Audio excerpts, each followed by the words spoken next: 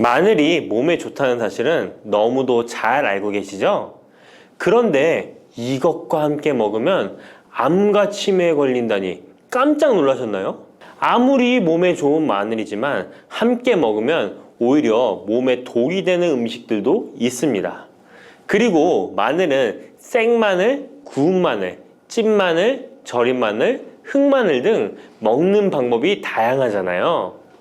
이렇게 먹는 방법에 따라서도 우리 몸에 주는 효능이 다르답니다. 여기서 잠깐! 마늘 껍질은 대부분 먹지 않고 버리시잖아요. 마늘 껍질 오늘부터 절대 버리지 마시기 바랍니다. 마늘 껍질을 왜 먹어야 하는지, 그리고 어떻게 먹어야 하는지 알려드릴게요.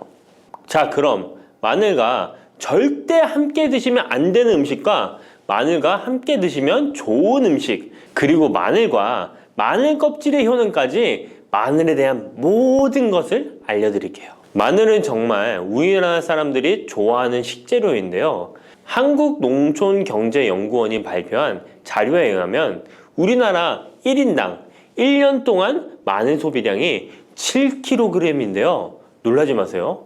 세계 평균이 0.8kg이랍니다. 우리나라 사람들이 마늘을 정말 많이 먹고 있죠. 마늘을 많이 먹는다는 것, 그만큼 건강한 식단을 먹고 있을 가능성이 높은 건 사실이지만 먹는 방법에 따라 오히려 독이 될 수도 있습니다. 여기서 마늘과 절대 함께 먹으면 안 되는 음식, 첫 번째는 바로 빵입니다. 마늘빵 아시죠? 마늘이 발라져 있어 달콤 쌉싸름한 마늘 맛도 나고 향긋한 향도 좋아 즐겨 먹게 되는데요. 마늘이 있어서 몸에도 좋은 빵이라고 착각하고 즐겨 드실 수 있는데요. 마늘빵은 절대 드시면 안 됩니다. 왜냐하면 빵의 재료인 밀가루는 탄수화물이 주 성분인데요. 밀가루의 고탄수화물은 소화 과정에서 당으로 분해되고 혈당 지수를 급격히 올리게 되며 이때 인슐린의 분비가 과도하게 됩니다. 이런 현상이 반복되게 되면 체내의 인슐린 저항성이 높아지고 췌장을 망가뜨려 당뇨를 유발할 수 있는 것입니다. 그리고 이 당은 몸에 흡수되면서 지방으로 변하고 쉽게 살이 찌게 되어 비만을 야기할 수 있습니다. 밀가루 빵을 만들면 글루텐이라는 단백질이 생성되는데 이 글루텐은 소화불량, 복통, 변비 등 증상을 유발할 수 있습니다.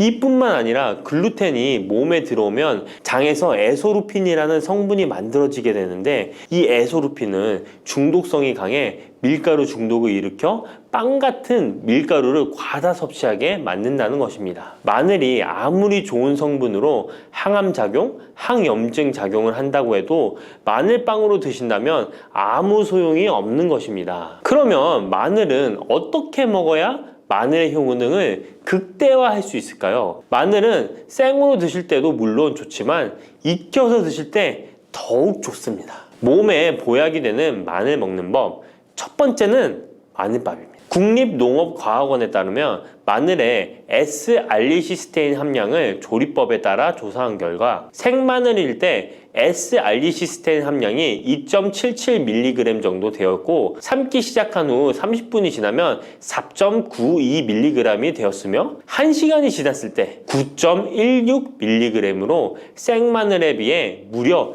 4배 이상이 많아진다고 했습니다. 뿐만 아니라 121도의 온도에서 1시간 동안 마늘을 쪘을 때 S-알리시스테인 함량이 50.24mg으로 생마늘보다 18배 정도 높았다고 연구 결과를 발표했습니다. 따라서 마늘을 드실 때는 1시간 이상 끓여서 드시는 것이 좋은데요. 이런 방법이 번거로워 추천드리는 방법이 바로 마늘밥입니다. 밥을 할 때 마늘을 넣는데요. 1인분에 마늘 3, 4알 정도씩 넣어서 밥을 하시면 됩니다. 현미가 있다면 현미를 넣은 마늘밥을 하시면 더욱 좋은데요. 현미 속에는 티아민이라는 성분이 있는데 마늘의 S-알리시스테인과 현미의 알리티아민 두 가지 성분을 모두 섭취하여 항암 효과뿐만 아니라 피로회복, 근육통 완화에도 좋은 밥이 되는 것입니다. 그럼 마늘밥을 하기 위해 마늘을 까고 나면 껍질은 어떻게 하셨나요? 버리셨나요? 오늘부터는 절대 버리지 말기 바랍니다. 마늘에 효능하면 첫 번째로 생각나는 것이 아마도 항암 효과일 거예요. 그런데 마늘 껍질을 통해 엄청난 항암 효과를 누릴 수 있는데요. 우리나라 연구진에서 연구한 결과 마늘 껍질을 70% 에탄올 용매로 반복 추출해서 만든 마늘 껍질 추출물이 암 예방 효과에 탁월한 효능이 있다고 발표되었습니다. 특히 유방암,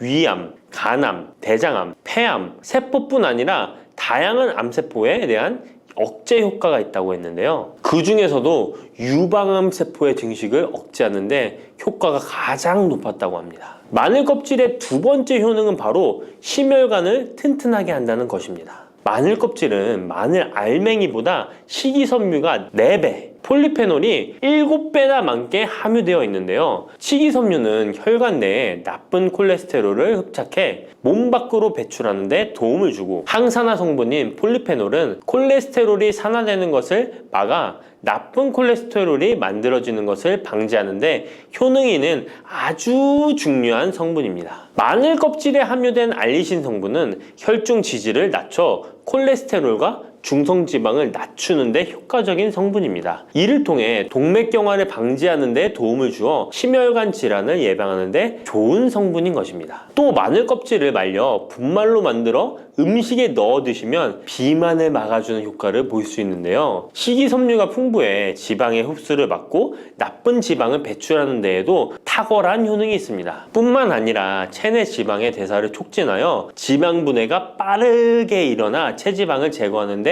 아주 효과적입니다. 그리고 마늘 껍질 분말로 드시는 방법 말고 차로도 드시는 방법이 있는데요. 마늘차 우리는 법을 알려드릴게요. 마늘 껍질을 깨끗하게 씻어 말린 다음에 기름을 두르지 않은 팬에 마늘 껍질을 넣고 볶아주어 수분을 없애줍니다. 이렇게 하는 이유는 수분을 없애는 것도 있지만 마늘 껍질을 열을 가하게 되면 항산화 성분인 폴리페놀과 플라보노이드 성분이 증가하기 때문입니다. 이렇게 수분을 없앤 마늘 껍질을 냉동실에다 보관하셨다가 드실 때 끓는 물에 소주 반 컵을 넣고 물 1리터, 마늘 껍질 15g 정도 넣고 끓여주시면 됩니다. 이렇게 끓인 마늘 껍질 차를 따뜻하게 드셔도 되고 냉장고에 넣어 시원하게 드셔도 괜찮습니다. 마늘이 몸에 좋다고 해서 꿀에 마늘을 재워 드시는 분 계시잖아요. 물론 꿀마늘이 몸에 좋은 분들도 계시지만 꿀과 마늘은 절대 함께 드시면 안 되는 음식입니다. 식품 비방이라는 문헌에 보면 꿀과 마늘은 함께 먹으면 안 된다라고 적혀 있는데요. 그 이유는 꿀과 마늘은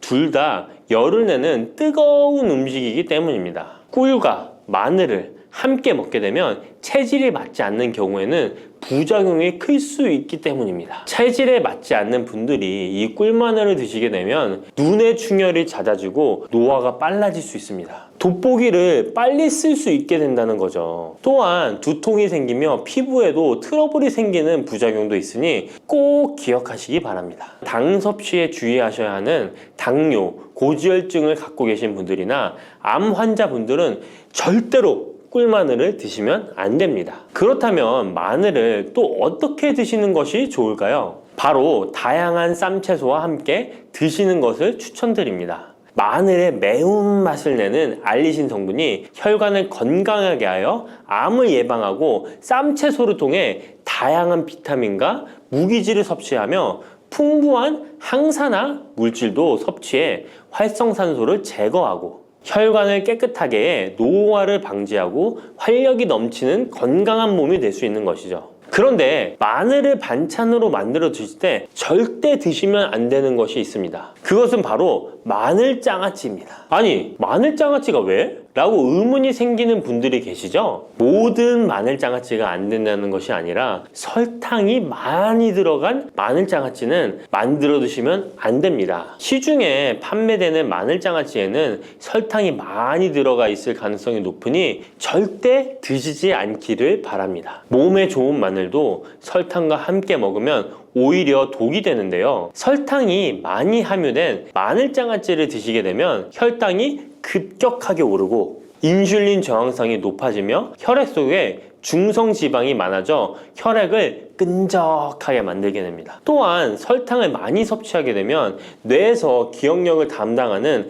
해마의 크기를 줄어들게 해 기억력을 감퇴시키고 나아가 치매를 일으킬 수도 있습니다. 집에서 마늘 장아찌를 담가 드실 때는 설탕을 넣지 말고 건강한 식재료만을 사용하시는 것이, 마늘을 건강하게 드실 수 있는 또 다른 방법은 흑마늘을 추천드립니다. 마늘에 열을 가하면 마늘색이 점점 짙어져 결국 까맣게 변하는 흑마늘이 되는데요. 그 이유는 마늘 속에 있는 당류와 단백질인 아미노산이 반응하여 갈색을 띠는 멜라노이딘 색소가 만들어지기 때문입니다. 이 반응을 마이야르 반응이라고 하죠. 고기를 구우면 빨간색의 고기가 점점 희어지다 갈색으로 변하는 반응과 같은 원리인 것입니다. 이렇게 흑마늘을 만들게 되면 생마늘보다 S알리스테인 성분이 5배가 많아질 뿐만 아니라 새로운 항산화 물질들이 많이 만들어지게 됩니다. 항암 효과가 뛰어난 폴리페놀이 생마늘에 비해 4배 이상 많아지고 위액 분비를 촉진해 소화를 잘 되게 하는 효능도 있으니 잊지 마시고 흑마늘을 만들어 주시기 바랍니다. 마늘은 또 요리할 때 많이 사용하는 재료인데요. 마늘을 얇게 썰어 기름에 튀긴 마늘 튀김을 절대 드시면 안 됩니다. 기름에 마늘을 튀기면 마늘 향도 좋고 마늘의 매운맛은 없어지고 단맛은 좋아져 남녀노소 좋아하는 식재료가 되는데요. 뜨거운 기름에 튀긴 마늘은 우리 몸에 좋은 항산화, 항암 물질들을 파괴하고 몸에 안 좋은 탄수화물만 남은 음식이 됩니다. 마늘을 튀길 때 사용하는 기름은 오메가6 지방산이 많은 식용유를 사용하게 되는데요. 이런 기름을 많이 먹게 되면 몸 안에 지방산 불균형이 일어나 염증 수치가 높아질 수 있습니다. 튀긴 마늘을 섭취하게 되면 당 독소 또한 높아져 결국 우리 몸에 인슐린 저항성이 높아지는 악영향을 주는 것이죠. 만약 기름에 튀긴 마늘을 드시고 싶다면 한 가지 방법이 있는데요. 그것은 올리브유를 사용하시고 불을 오래 가열하지 말고 살짝만 가열하여 마늘도 튀기듯이 오래 하지 말고 살짝만 익혀서 드시면 향도 좋고 몸에도 좋은 마늘을 드실 수 있습니다. 올리브유를 이용한 마늘을 드시는 방법 하나 더 알려드리겠습니다. 그것은 올리브유에 마늘을 재워 먹는 방법인데요. 먼저 마늘을 끓는 물에 넣어 5분 정도 데쳐주시고요. 소독된 병에 마늘을 담고 올리브유를 가득 담아줍니다. 이때 통후추를 조금 넣어주면 풍미를 더욱 높일 수 있습니다. 올리브유와 마늘이 만나 항산화 성분, 항암 물질이 극대화되어 혈관을 튼튼히 하고 혈전의 생성을 막고 혈류를 원활하게 하여 치매를 예방하고 심장마비와 뇌졸중까지 예방할 수 있는 보약이 되는 것입니다. 이렇게 만든 마늘 올리브유 절임은 반찬으로 드셔도 좋고 생선 요리를 할 때 이 마늘을 으깨어 생선에 발라주면 생선 비린내를 잡아줄 뿐만 아니라 마늘과 올리브유의 풍미가 더해져서 더욱 맛있는 요리가 될 수 있습니다. 이렇게 좋은 마늘도 드실 때 주의하셔야 할 분들이 계신데요. 마늘의 효능 중에 혈전을 제거하고 혈류를 원활하게 하는 효능이 있었잖아요. 이런 효능이 혈액을 묽게 만들기 때문인데요.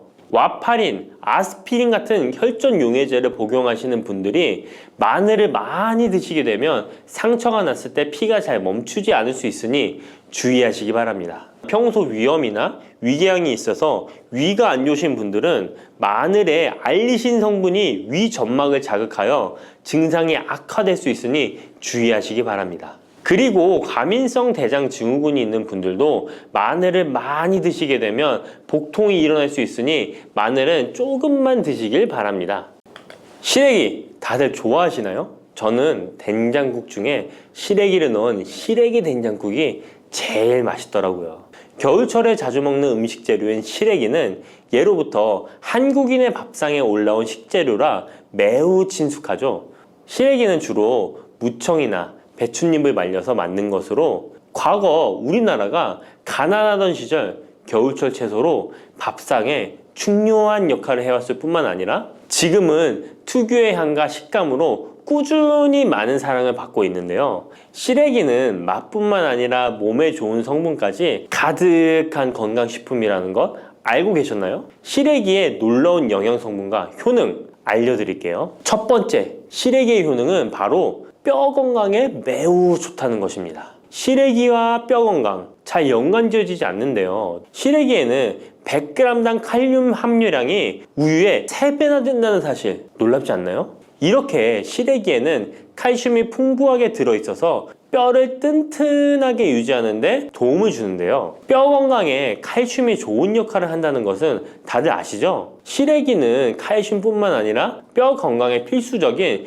비타민 D와 비타민 K도 함유되어 있어요. 비타민 D는 뼈의 칼슘 합성을 도와주고 비타민 K는 뼈의 형성과 유지에 중요한 역할을 해주는데요. 비타민 K는 오스테오칼신이라는 단백질의 생성을 촉진하여 뼈의 형성을 돕고 뼈의 분해를 억제하여 뼈 손실을 예방하는 효과가 있는 거죠. 그래서 시래기를 꾸준히 섭취하면 칼슘과 함께 다양한 미네랄들이 뼈에 좋은 영향을 미쳐 건강한 뼈를 유지하는 데 효과적입니다. 시래기를 잘 익혀서 먹으면 더 흡수율도 좋아지는데요. 이는 뼈 건강에 아주 중요한 부분이라고 할 수 있습니다. 특히 중년과 노년층에서는 뼈 밀도가 낮아져 골다공증이나 골절 위험이 높아지기 때문에 칼슘을 충분히 섭취하는 것이 중요합니다. 두 번째, 시래기는 장 건강에 좋은 영향을 미칩니다. 시래기는 식이섬유가 매우 풍부한 식품인 거 다들 아시죠? 시래기는 무청을 말린 것인데요. 그늘에 말리기만 했을 뿐인데 식이섬유가 무청의 4배 정도 된다는 사실 참 신기하죠? 시래기에 함유된 식이섬유는 장 내에서 물과 함께 팽창하여 변을 부드럽게 만들어주어 장 운동을 원활하게 도와주는데요. 이러한 작용은 장의 연동 운동을 촉진시키고 변비 예방에도 장 건강을 유지하는 데 효과적입니다. 또한 시래기는 장내 유익한 세균에게 영양을 공급하는 역할도 하는데요. 장내 유익한 세균은 시래기의 식이섬유를 먹고 번식하며 또 장에 좋은 유익균들이 자랄 수 있는 환경을 만들어주고 이는 장내 세균의 다양성과 균형을 유지하는 데 도움을 줍니다.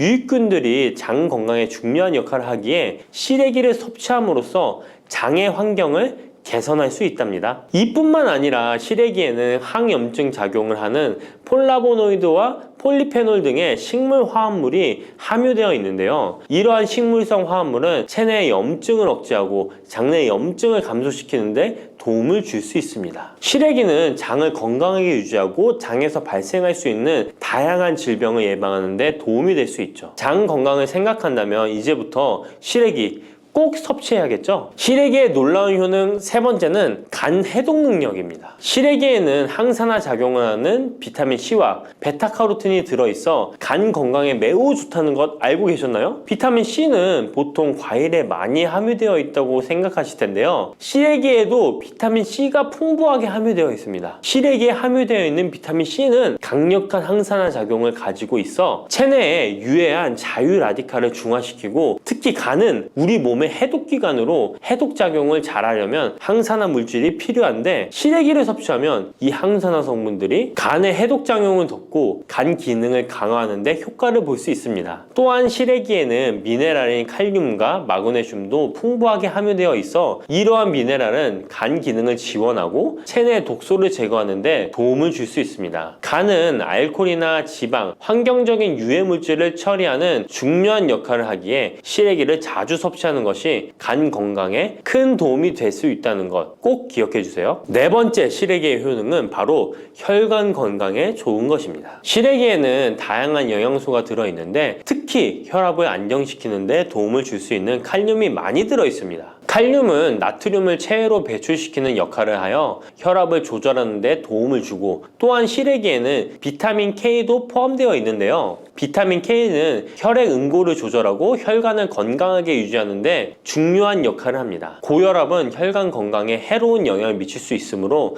칼륨이 풍부한 시래기를 섭취하면 혈압을 조절하여 혈관 건강을 유지할 수 있습니다. 국립농업과학원에서 시래기를 가지고 연구를 진행했는데요. 시래기를 5주 동안 꾸준하게 섭취한 실험쥐군들의 혈압이 일반 대조군 쥐들에 비해 혈압이 23% 유의미하게 감소했다는 결과입니다. 특히 혈압을 걱정하시는 노년분들은 시래기를 꾸준히 섭취하면 혈관 건강을 지키고 고혈압이나 동맥경화 같은 질병을 예방하는 데 도움을 줄 수 있겠죠? 몸에 좋은 시래기, 이것과 먹으면 찰떡궁합인 거 아시나요? 시래기와 함께 먹으면 좋은 음식들 바로 알려드릴게요. 시래기와 잘 어울리는 음식 첫 번째는 두부입니다. 시래기와 두부는 아주 잘 어울리는데요. 두부는 식물성 단백질이 풍부하고 식이섬유, 비타민, 미네랄 등 다양한 영양소가 풍부한 시래기와 함께 먹으면 서로 보완되는 환상의 조합이죠. 두부의 부드러운 맛과 시래기의 아삭한 식감이 조화를 이루어 맛있고 건강한 한 끼를 완성할 수 있습니다. 시래기와 두부는 모두 뼈 건강에 좋고 단백질과 칼슘을 동시에 섭취할 수 있어 노년층에게 특히 좋은 조합이라고 할 수 있는데요. 된장국을 끓이실 때 두부와 시래기를 넣어 조리하면 고소한 된장과 부드러운 두부 그리고 시래기의 식이섬유가 서로 조화를 이루면서 소화도 잘 되고 영양도 풍부하답니다. 다른 조리 방법으로는 시래기 두부찜도 있는데요. 시래기와 두부를 함께 찜통에 넣어 찐 후에 간장, 다진 마늘과 파, 참기름 등의 양념을 넣어 시래기에 잘 묻힌 뒤 양념된 시래기를 쪄둔 두부에 돌돌 말아주는 건데요. 이렇게 요리해 드시면 부드럽고 고소한 맛이 일품이랍니다. 두 번째, 시래기와 어울리는 한상의 궁합 음식은 바로 버섯입니다. 버섯은 저칼로리이면서도 식이섬유, 미네랄이 풍부한데요. 또한 항산화 물질도 많아 면역력 강화에 매우 좋고 다이어트와 건강에 좋은 음식이죠. 버섯에는 비타민 D가 풍부해 뼈 건강에 좋고 항암 효과도 있다고 알려져 있고 버섯 또한 칼륨이 함유되어 있어 혈압을 조절하는 데 도움을 줍니다. 시래기와 버섯을 함께 조리하면 서로의 영양이 보완되고 잘 결합되어 더욱 건강한 요리를 만들 수 있습니다. 시래기와 버섯을 함께 넣고 찌개나 국을 만들면 시래기의 깊은 맛과 버섯의 향긋하고 고소한 맛이 어우러져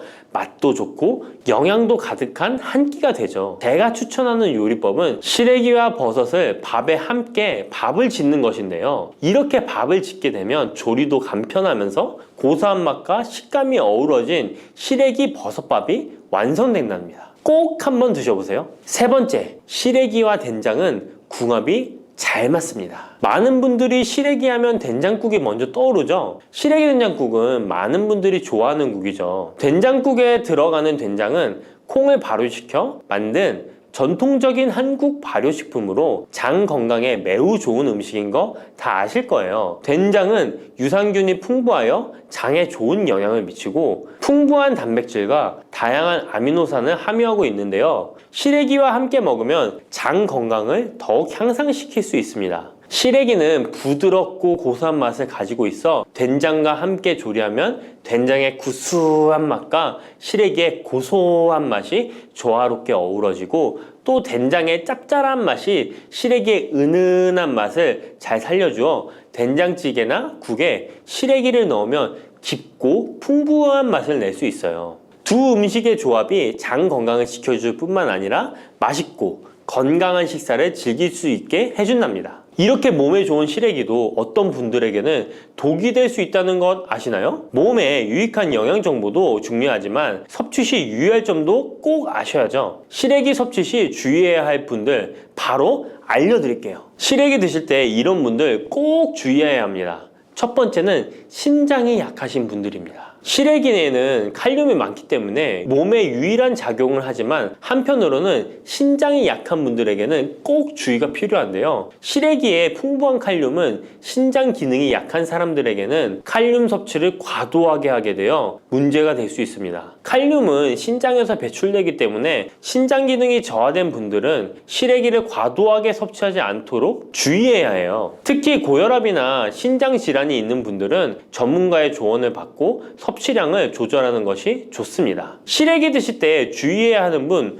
두 번째는 바로 소화기관이 약하신 분들입니다. 시래기는 식이섬유가 풍부한 식품으로 이 역시 몸이 건강한 분들에게는 유익한 성분이지만 소화기관이 약해지신 분들이 과도하게 섭취하게 될 경우 위장에 부담을 줄 수 있어요. 특히 장이 민감한 분들은 식이섬유가 장을 과하게 자극하고 불편하지 않게 하기 위해서 과식하지 않도록 주의하는 것이 좋습니다. 너무 많은 양을 먹으면 배가 불편하거나 소화불량을 일으킬 수 있기 때문에 적당히 섭취하는 것이 중요하다는 것 꼭 유의해 주세요. 검은콩 드실 때 제발 이렇게 드세요. 그래야 내장 지방 싹 녹아내리고 치매를 예방할 수 있어요. 검은콩이 건강에 좋다는 사실 모두 알고 있을 텐데요. 특히 내장 지방을 없애 뱃살을 뺐는데 좋다고 알고 계실 거예요. 또한 검은콩은 혈관에 쌓이는 콜레스테롤 수치도 낮춰주는 효과가 있다고 하는데요. 그래서 볶아도 먹고 밥에 넣어서도 많이 드시지 않나요? 근데 정작 우리의 뱃살은 빠지지 않고 콜레스테롤 수치도 낮아지지 않는데요.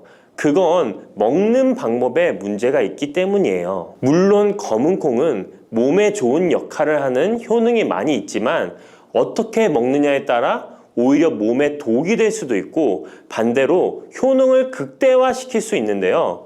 그래서 검은콩에 대해 아주 잘 알고 드셔야 합니다. 이미 잘 알고 계시는 것처럼 검은콩은 대표적인 블랙푸드입니다. 물론 검은깨와 흑미도 요즘 건강식으로 많이 찾으시는 식품이고요. 블랙푸드라는 게 말 그대로 껍질이 검정색이라서 블랙푸드인데요. 그렇다면 검은콩은 도대체 뭐가 그렇게 좋은 걸까요? 검은콩의 효능 중에 첫 번째는 항산화 효과입니다. 검은콩에는 플라보노이드라는 강력한 항산화 성분이 풍부하게 들어있는데요. 플라보노이드는 식물세포에 존재하는 물질로 항산화 작용을 통해 우리 몸에 산화 스트레스를 줄여주는 역할을 합니다. 산화 스트레스라는 게 뭐냐면 우리 몸의 세포가 손상되는 원인 중 하나로 이것은 환경적인 요인, 염증, 그리고 우리 몸의 자연적인 대사 과정에서 발생하는 스트레스라고 생각하시면 됩니다. 이런 산화 스트레스로 인해서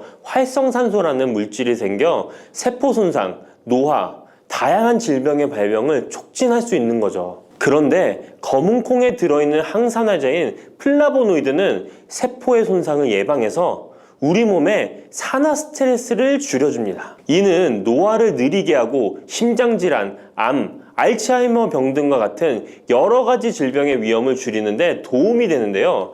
그렇기 때문에 검은콩은 플라보노이드 함량으로 인해 우수한 항산화 식품으로 간주됩니다. 검은콩의 효능 두 번째는 혈당 조절에 좋습니다. 혈당이란 간단히 말하면 우리 몸에서 음식을 소화하면서 만들어지는 당을 말하는 건데요. 이 당이 우리 몸의 에너지를 만드는데 꼭 필요하죠. 그런데 당이 너무 많아지면 몸에 나쁜 영향을 줄 수 있어요. 그래서 우리 몸은 당을 잘 조절해야 합니다. 그렇다면 검은콩이 어떻게 혈당을 조절하는 걸까요? 바로 검은콩 안에는 단백질과 식이섬유가 많이 들어있는데 단백질은 우리 몸을 튼튼하게 만드는 데 도움을 주고 식이섬유는 포만감을 느껴지게 해서 먹는 양을 줄일 수 있게 도와줍니다. 여기서 식이섬유의 역할이 중요한데요. 식이섬유는 당이 너무 빨리 몸에 흡수되는 것을 막아줍니다.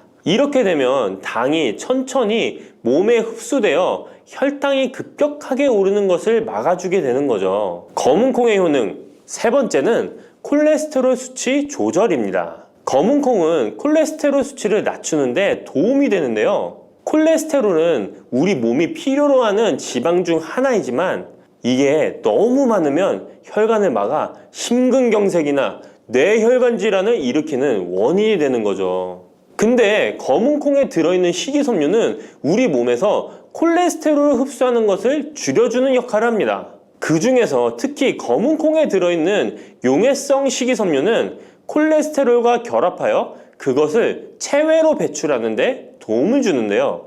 그것 말고도 검은콩에는 불포화 지방산이라는 건강한 지방도 풍부하게 들어있습니다. 이 불포화 지방산은 나쁜 콜레스테롤인 LDL 콜레스테롤을 줄이고 좋은 콜레스테롤인 HDL 콜레스테롤을 늘려주는 역할을 합니다. 이렇게 해서 심장 건강을 유지하는 데 도움을 주게 되는 거예요. 검은콩의 효능 네 번째는 눈 건강에 좋습니다. 검은콩에는 눈 건강에 도움이 되는 여러 가지 영양소가 들어있는데요. 그 중에서도 루테인과 제아잔틴은 눈 건강에 특히 특히 중요한 역할을 합니다. 루테인과 제아잔틴은 우리 눈에 황반 부분에 많이 있는 영양소인데 이 황반은 우리가 선명하게 볼 수 있게 해주는 중요한 부분입니다. 루테인과 제아잔틴은 이 황반을 보호해주고 밀도를 유지시켜 눈의 노화를 막아주고 블루라이트와 같은 UV 파장의 빛으로부터 보호하는 역할을 하게 되는 거죠. 특히 루테인과 제아잔틴은 황반병성이라는 눈 질환을 예방하는 데 도움을 주는데요. 황반병성은 우리가 나이를 먹으면서 발생할 수 있는 눈의 질환으로 이 증상이 심해지면 시력을 잃게 만드는 주요 원인 중 하나입니다. 검은콩의 5번째는 뼈를 튼튼하게 해줍니다. 검은콩은 뼈 건강에도 도움이 되는 여러 가지 영양소를 함유하고 있는데요. 그 중에서도 칼슘과 마그네슘이 뼈 건강에 특히 중요한 역할을 합니다. 먼저 칼슘은 우리 뼈와 이를 지탱하는 치아를 만드는 주요 성분입니다. 또한 우리 몸의 다른 중요한 기능들, 예를 들어 심장 박동과 신경 전달에도 필요한 물질입니다. 이런 중요한 칼슘이 검은콩에는 풍부하게 들어있어서 꾸준히 섭취하면 뼈를 튼튼하게 해주는 게 탁월한 식품이라고 할 수 있는 거죠. 그리고 마그네슘도 뼈 건강에 중요한 역할을 하는 미네랄인데요. 마그네슘은 칼륨이 우리 뼈에 제대로 흡수되는 것을 도와줍니다. 또한 이 마그네슘은 뼈의 구조를 유지하는 데 필요하며 뼈를 강하게 만드는 데 도움을 줍니다. 검은콩의 효능 6번째는 피부 노화를 막아주는 효능이 있습니다. 검은콩에 들어있는 비타민 E, 아미노산, 그리고 항산화 성분이 피부 건강에 특히 중요한 역할을 합니다. 먼저 비타민 E는 피부를 보호하는 데 중요한 역할을 합니다. 비타민 E가 피부의 수분을 유지하는 데 도움을 주는데요. 추가로 비타민 E는 피부의 재생을 지원하고 피부 표면의 건강을 유지하는 데 필요한 지방산을 보호하는 역할까지 합니다. 이것뿐만 아니라 검은콩에 들어있는 아미노산은 우리 몸의 단백질을 만드는 데 필요한 성분인데요. 이게 왜 피부에 좋냐면 우리의 피부는 대부분 콜라겐이라는 단백질로 이루어져 있는데 바로 이 콜라겐은 피부의 탄력을 유지해 주는데 좋아서 항상 탱탱한 피부로 보이게 되는 거죠. 또한 검은콩에는 아미노산이 풍부하게 들어있는데요. 아미노산도 콜라겐 생성에 도움을 줍니다. 검은콩의 효능 7번째는 치매를 예방하는 효능이 있습니다. 검은콩에는 오메가3 지방산이라는 불포화 지방산이 들어있는데요. 이 오메가3 지방산은 우리 몸이 스스로 생성하지 못하기 때문에 식품을 통해 섭취해야 하는 필수 지방산입니다. 근데 오메가3 지방산이 뇌 건강에 매우 중요한 영향이 있다는 게 포인트인데요. 뇌는 약 60%가 지방으로 이루어져 있고 그중 대부분이 오메가3 지방산인 DHA로 구성되어 있습니다. 바로 이 오메가3가 뇌세포의 막을 구성하며 신경 전달 물질의 생성과 기능에 관여하여 학습 능력과 기억력을 향상시키는데 도움을 줍니다. 또한 오메가3 지방산은 뇌 염증을 줄이고 뇌세포를 보호하는 역할도 하는데요. 이것은 뇌 노화를 지연시키고 뇌 질환을 예방하는 데 도움을 주게 되는 거죠. 결국 오메가3 지방산은 치매 같은 뇌질환의 위험을 감소시키는데 효과적이라고 할 수 있습니다. 검은콩의 효능 8번째는 탈모 예방에 탁월합니다. 검은콩에는 모발의 성장에 필수 성분인 시스테인이 가득한데요. 이 성분들이 혈액순환에도 도움을 줘서 탈모도 예방이 되고 새치가 생기는 것도 막아주는 모발 건강에 정말 좋은 성분이라고 할 수 있습니다. 그러니까 나이가 들수록 꼭 드셔야 하는 음식이라고 생각하시고 드셔야겠죠. 근데 이런 어마어마하게 몸에 좋은 검은콩도 드실 때 주의해야 할 점이 있는데요. 아무리 좋다고 해도 과다 섭취는 안 되는 거 아시죠? 검은콩에는 피틴산이라는 성분이 들어있는데 이는 식물이 생장하는 과정에서 필요한 미네랄을 저장하는 역할을 합니다. 하지만 이 성분이 과도하게 섭취되면 우리 몸에서 필요한 미네랄인 칼슘, 철분 등의 흡수를 방해할 수 있습니다. 검은 콩은 단백질과 식이섬유가 풍부하므로 잘 익히지 않고 먹으면 소화가 잘 되지 않을 수 있습니다. 요리하시기 전에 충분히 물에 불리고 완전히 익혀 드시면 되는데요. 하루 섭취 권장량은 50g 정도로 종이컵 1컵 정도 양이면 충분하다고 할 수 있습니다. 밥하실 때 특히 서리태 같은 검은 콩 많이 넣어 드시잖아요. 오늘부터는 충분히 물에 불리고 무조건 많이 넣는다고 좋은 건 아니니 적당량을 잘 넣어서 드시면 좋겠습니다. 근데 검은 콩 드실 때 다른 음식들과 같이 먹게 되는데요. 밥 지을 때 넣거나 다른 음식과 같이 먹기도 하는데 같이 먹으면 오히려 독이 되는 음식이 있다는 거 아시나요? 검은 콩과 함께 먹으면 독이 되는 음식 첫 번째는 우유입니다.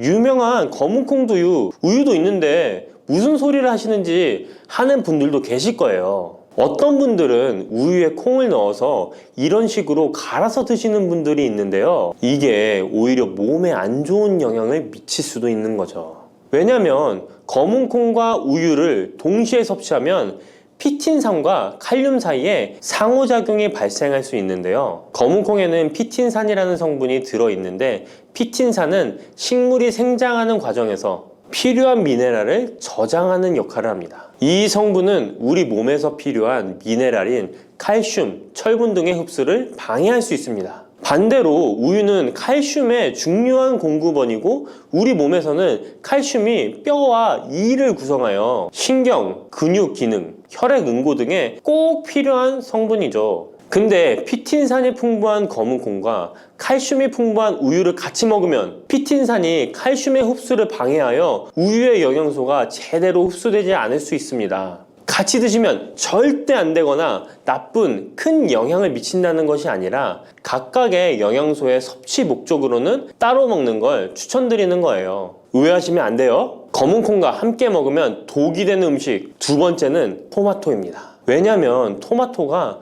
콩의 단백질 흡수를 방해하고 소화를 어렵게 만들 수 있는 산성이기 때문인데요. 토마토의 산성 성분이 단백질의 흡수를 방해하면 콩에 충분히 있는 단백질이 몸에 흡수가 안 되어 콩의 영양 가치가 아무런 의미가 없게 되는 상황이 올 수 있는 것입니다. 또한 토마토의 산성 성분은 이미 단백질이 풍부하고 소화하기 어려운 콩을 더욱 소화하기 어렵게 만들 수 있습니다. 그렇지 않아도 나이가 들면 신진대사가 활발하지 않아 소화가 안 되는데 소화불량을 일부러 만들 필요는 없겠죠? 검은 콩과 함께 먹으면 독이 되는 음식 세 번째는 달걀입니다. 달걀에는 비타민 A가 풍부하게 들어있는데요. 비타민 A는 우리 몸의 면역 시스템을 강화시키며 시력을 유지하는 데 필요하고 세포의 성장과 분열에 중요한 역할을 합니다. 그리고 검은 콩에는 트립신이라는 아미노산이 들어있는데요. 트립신은 우리 몸에 단백질을 만드는데 필요한 중요한 구성 요소이며 신경 전달 물질인 세로토닌과 멜라토닌의 생산에도 필요한 아미노산입니다. 그런데 달걀의 비타민 A와 검은 콩의 트립신이 함께 섭취되면 어떻게 될까요? 둘 사이에 화학적 상호작용이 발생하여 소화 과정에 영향을 미칠 수 있는데요. 이 상호작용은 단백질의 소화를 방해하거나 비타민 A의 흡수를 저해하게 되는 거죠. 트립신은 소화효소의 활동을 저해하는 특성이 있습니다. 따라서 트립신이 풍부한 검은 콩과 비타민 A가 풍부한 달걀을 함께 섭취하면 좋은 영양소를 흡수 못하는 결과를 가져올 수 있습니다. 앞으로는 무심코 검은 콩과 같이 먹을 때 독이 되는 음식은 같이 안 드셨으면 좋겠습니다. 그렇다면 같이 먹을 때 궁합이 정말 잘 맞는 음식도 있지 않을까요? 정말 찰떡궁합인 음식들도 있습니다. 검은 콩과 궁합이 정말 잘 맞는 음식 첫 번째는 흰 쌀밥입니다. 이미 다들 밥에 검은 콩 넣어서 드시잖아요. 밥하고 검은 콩은 그만큼 궁합이 잘 맞는다고 알고 계신 거죠. 검은 콩에 들어있는 식이섬유는 소화 과정에서 천천히 분해되고 흡수되어 장기간 동안 포만감을 유지시키는데 도움이 되는데요. 밥과 함께 섭취하면 이런 효과가 더욱 증가를 하게 돼서 다이어트에도 효과적이라고 할 수 있습니다.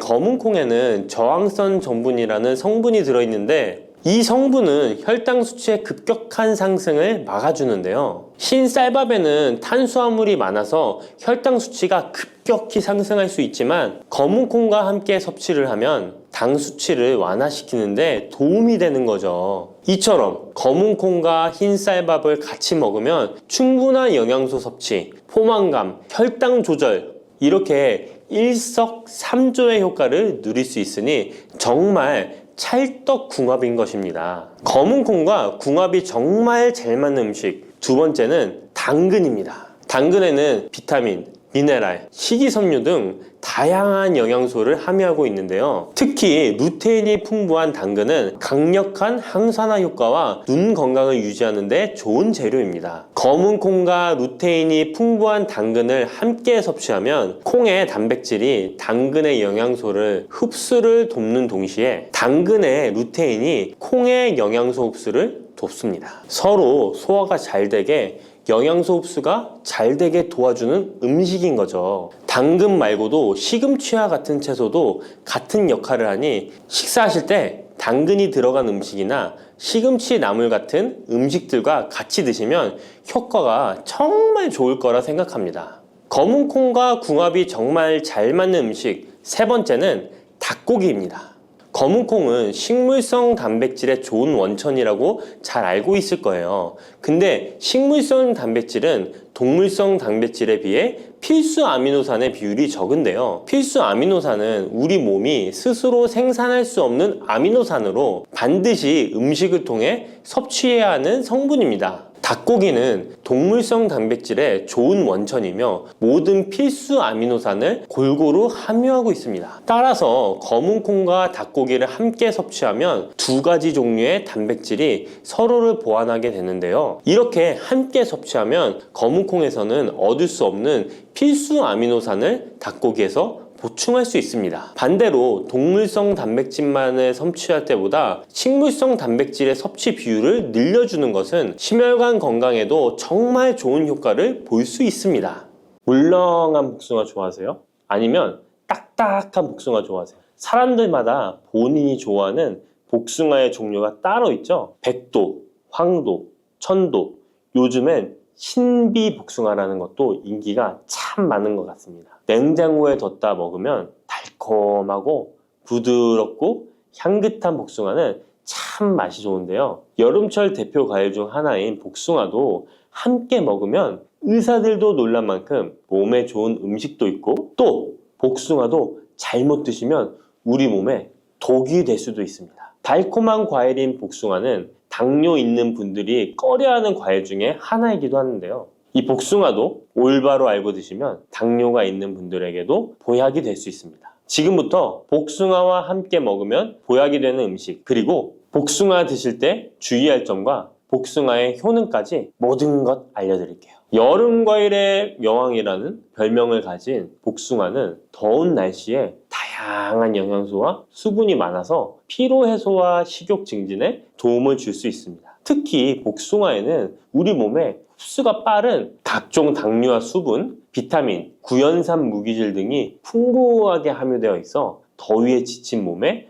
활력을 불어넣어주며 수용성 식이섬유인 펙틴과 폴리페놀의 함량도 높아서 혈관 건강에도 좋은데요. 펙틴은 혈중 콜레스테롤 수치를 낮추는 데 도움을 주기 때문에 각종 심혈관 질환 예방에 도움이 됩니다. 또한 복숭아에 함유된 칼륨 성분은 나트륨 배출을 촉진하고 혈압을 낮추는 데 도움을 주기 때문에 고혈압, 동맥경화 등을 예방하는 데 도움이 됩니다. 풍부한 식이섬유는 장 건강에 좋은 역할을 주는데요. 소화를 촉진하고 배변의 양을 늘려 규칙적인 배변 활동에 도움을 주기 때문에 변비뿐만 아니라 장 건강 증진에도 도움이 됩니다. 특히 수용성 식이섬유는 장내 유익항균의 먹이가 되어 장내 환경을 개선하는 데 도움을 주어 장 건강과 면역력 증진에도 놀라운 효능을 발휘합니다. 또한 수용성 식이섬유는 위염, 위궤양을 예방하기도 합니다. 복숭아의 달콤함 때문에 당뇨가 있는 분들은 복숭아 먹기가 꺼려지시잖아요. 이제부터는 걱정 말고 드실 수 있을 거예요. 우선 복숭아는 달콤한 맛에 비해 혈당 지수와 혈당 부하 지수가 낮다는 사실 모르셨죠? 복숭아의 혈당 지수는 30에서 50 정도로 낮은 편입니다. 그리고 복숭아 100g, 복숭아 반쪽 정도를 먹었을 때 혈당 부하 지수는 3에서 5 정도로 낮답니다. 그렇기 때문에 당뇨가 있는 분들도 단단한 복숭아를 적당량 먹는다면 혈당에 큰 부담을 주지 않습니다. 게다가 복숭아는 다양한 항산화 성분이 풍부해서 당뇨 관리와 합병증 예방에도 도움이 됩니다. 특히 폴리페놀 성분은 인슐린 저항성을 개선하고 혈당 조절에 도움을 줍니다. 복숭아의 당뇨에 대한 효과는 연구 결과로도 입증되었는데요. 대한영양사협회에서 발표한 연구에 따르면 제2형 당뇨병 환자들이 12주 동안 하루에 200g 복숭아를 섭취했을 때 공복 혈당과 당화혈색소 수치가 감소했다고 밝히고 있습니다. 이 연구 결과는 복숭아가 당뇨 관리에 실질적인 도움이 된다는 걸 보여주고 있습니다. 다만 모든 복숭아가 당뇨에 좋은 건 아닙니다. 물렁한 복숭아는 좋지 않습니다. 조직이 단단해요. 체내에 소화되고 흡수되는 속도가 느린 딱딱한 복숭아를 드시는 것이 좋습니다. 단단한 복숭아를 드실 때 혈당이 급격하게 오르는 것을 막아줄 수 있습니다. 반면에 너무 물렁하고 당도가 높아 보이는 복숭아는 위험할 수 있습니다. 이런 물렁한 복숭아는 부드럽고 금방 소화되기 때문에 혈당을 급격하게 치솟게 만들 수 있습니다. 당뇨 환자의 혈당 관리에는 정말 치명적일 수 있어요. 혹시 복숭아 껍질을 함께 드시나요? 아니면 껍질은 버리고 부드러운 과육만 드시나요? 사실 복숭아 껍질에는 과육보다 무려 5배나 많은 식이섬유가 들어있습니다. 이 식이섬유는 당뇨 관리에 정말 중요한 성분입니다. 식이섬유가 풍부한 식품은 혈당 상승을 억제하고 인슐린 감성을 높여준답니다. 그래서 당뇨가 있는 분들은 복숭아를 껍질째 드시는 것이 좋습니다. 복숭아 껍질의 효과는 이미 여러 연구를 통해 입증되었는데 한국식품연구원에서 발표한 연구 결과에 따르면 복숭아 껍질 추출물이 혈당을 내려주고 인슐린 저항성 개선에 효과가 있다고 보고하기도 했습니다. 껍질에 풍부한 폴리페놀과 식이섬유가 이런 효과를 나타낸 것입니다. 복숭아는 당뇨뿐만 아니라 항암 효과도 있는데요. 복숭아에는 폴리페놀, 카로티노이드 등 항산화 성분이 풍부하게 들어있어 바람의 원인인 활성산소를 제거해주기 때문입니다. 이런 효능으로 각종 암 예방에 도움이 됩니다. 또한 복숭아에 함유된 클로로겐산과 네오클로로겐산은 정상세포에는 영향 없이 유방암 세포의 성장을 억제하는 효과가 있으며 미국 워싱턴 주립대학교 연구팀에 따르면 생쥐를 대상으로 한 실험에서 복숭아 속에 화합물질이 유방암 세포의 성장과 확산을 억제하는 효능이 있는 것으로 나타났다고 합니다. 복숭아를 먹으면 안색이 좋아지고 피부 미용에도 좋아 미인이 된다는 말이 있는데요. 실제로 농촌진흥청에서 실험한 결과에 따르면 복숭아 추출물이 멜라닌 색소의 형성을 막는 데 도움을 주기 때문에 피부 미백에 효능이 있다고 보고되었습니다. 또한 복숭아에는 폴리페놀, 베타카로틴, 비타민 등이 풍부하게 함유되어 있어 노화의 원인인 활성산소를 제거해주어 노화 방지에 도움이 된답니다. 복숭아는 수분의 함량이 높아 여름철 지친 피부에 수분 공급을 도와 피부의 활력을 높이는 데에도 탁월한 효능을 발휘합니다. 또한 복숭아는 신경을 안정시켜 주는데 도움이 됩니다. 성분이 들어있어 불면증, 불안감 등을 줄여주고 풍부한 마그네슘은 스트레스와 불안 해소를 돕고 과도한 흥분으로부터 신경계를 진정시켜주는 효과가 있습니다. 복숭아에 들어있는 구연산, 아스파라긴산, 글루타민 등은 스트레스를 줄이는 데 도움을 주기 때문에 잠자리에 들기 전 복숭아를 먹으면 여름철 불면증 해소에도 도움이 됩니다. 이렇게 좋은 복숭아도 함께 먹으면 시너지가 폭발해 보약이 되는 음식들이 있습니다. 아몬드, 호두와 같은 견과류에는 불포화 지방산이 매우 풍부합니다. 이 불포화 지방산이 인슐린 감수성을 높이고 혈당을 안정시켜 주는데 여기에 복숭아의 폴리페놀이 더해지면 혈당 조절 효과는 높아지게 됩니다. 달콤한 복숭아와 고소한 견과류를 함께 드시면 당뇨 예방과 당뇨 관리에 최고인 것이죠. 그리고 많은 분들이 요거트에는 유산균이 풍부해 장 건강에 도움이 된다는 걸 알고 계실 거예요. 여기에도 복숭아를 함께 드시면 그 효과가 2배로 늘어나는데요. 복숭아에 들어있는 폴리페놀이 유산균의 활성을 높여주는데요. 이렇게 되면 장내 환경이 좋아져 인슐린 저항성도 개선되고 혈당 조절도 쉬워집니다. 계피는 인슐린 저항성을 개선하는 것으로 잘 알려져 있습니다. 매일 계피가루를 조금씩 섭취하는 것만으로도 당뇨 관리에 도움이 되는데요. 계피와 복숭아를 함께 드시면 시너지를 내서 혈당을 안정시켜 줄 수 있습니다. 이렇게 몸에 좋을 것만 같은 복숭아도 드실 때 주의하셔야 할 것들이 있습니다. 언제, 어디서든 먹기 좋은 복숭아, 통조림 잘 알고 계시죠? 복숭아 통조림을 절대 드시면 안 됩니다. 통조림 복숭아에는 설탕의 함량이 매우 높기 때문입니다. 많은 설탕이 들어가 있을 뿐만 아니라 복숭아 자체도 물렁물렁하여 드시게 되면 혈당이 급격히 올라가게 됩니다. 당뇨 환자에겐 치명적일 수 있을 뿐만 아니라 건강한 사람도 자주 드시게 되면 췌장이 망가지고 각종 심혈관 질환의 위험이 높아질 수 있습니다. 게다가 통조림 가공 과정에서 영양소 손실도 많이 일어나게 되는데요. 비타민 C와 폴리페놀 같은 중요한 영양소가 파괴될 수 있습니다. 이렇게 되면 당뇨 관리에 도움되는 성분뿐 아니라 건강에 좋은 여러 영양 성분이 사라져 그냥 단맛 나는 젤리? 비슷한 음식을 먹는 것과 마찬가지가 되는 것입니다. 그러니 통조림 말고 반드시 싱싱한 복숭아를 드시기 바랍니다. 또한 복숭아에도 부작용이 있는데요. 복숭아 알러지 많이 들어보셨죠? 복숭아 알러지가 있거나 복숭아를 먹었을 때 두드러기, 호흡곤란, 설사, 발작 등의 증상이 발생한다면 복숭아는 피하는 것이 좋습니다. 또한 복숭아는 식이섬유의 함량이 높아서 과도하게 많이 먹게 되면 설사, 복통 등의 부작용이 발생할 수 있으니 과다 섭취는 피하시기 바랍니다.